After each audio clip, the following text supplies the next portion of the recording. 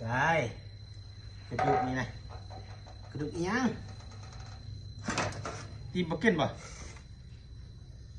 จะอ้าวกระดูกห่ายังมักบ้านนี่น่ะเอามาใส่ยังเลยนี่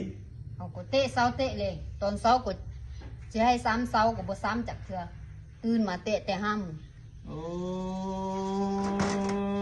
มันพอได้จะกินอันนี้แกงอันนี้ก็เจ้ามัก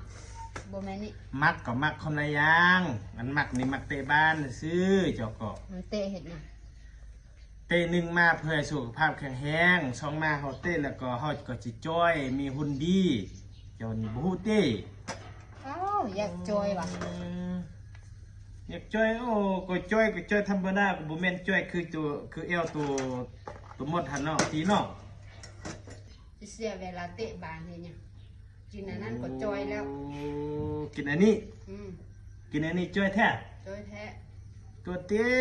เจ้าก็เบิ่งเฮาตุ้ยใส่ค่อยก็กินทุกมื้อเตะบ้านก็บ่ให้เตะบัดนี้มาแกงมาบ้านเตะยังไอ้ตีจะลองกินเบิ่งเด้อซั่นเด้อเป็นเอาได้ก็เบิ่งสิเบิ่งลองกินเบิ่งตอนแรกน่ะเตะบ้านก็เอามาบ้านมาแกงตายห่าแล้วบ่มีเตะละเนาะ